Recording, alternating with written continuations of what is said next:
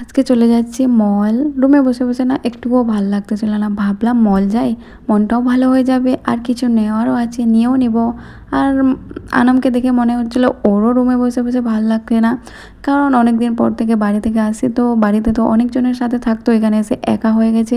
একটু বাইরে নিয়ে গেলে ওরও ভালো লাগবে, আমারও ভালো লাগবে। তো আমরা চলে আসছি মল। এখান থেকে আমরা চলে যাব কিন্তু ডি-মার্টে, কারণ এখন যেহেতু গ্যাসের দাম অনেক পরিমাণে বেড়ে গেছে, তাই গ্যাসে খুব কমই রান্না করা হয়। এখন আমি ইন্ডাকশান ওভেনটাতে রান্না করি।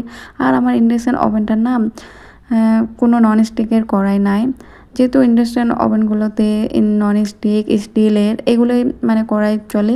তো এখান থেকে একটা ননস্টিকের কড়াই নিয়ে তারপরে আমরা চলে আসলাম খেতে।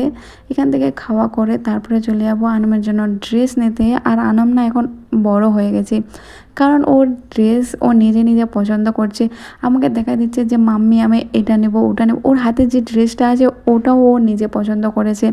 তো এখান থেকে আমাদের কিন্তু ড্রেস নেওয়া হয়ে গেছে, চলে যাব বাড়ি। তো আজকের ভিডিওটা কিন্তু এই পর্যন্ত, দেখা হচ্ছে নেক্সট একটা ভিডিওতে। ভালো লাগলে ভিডিওটা লাইক কমেন্ট শেয়ার করবেন। দেখা হচ্ছে নেক্সট একটা ভিডিওতে। আল্লাহ হাফিজ।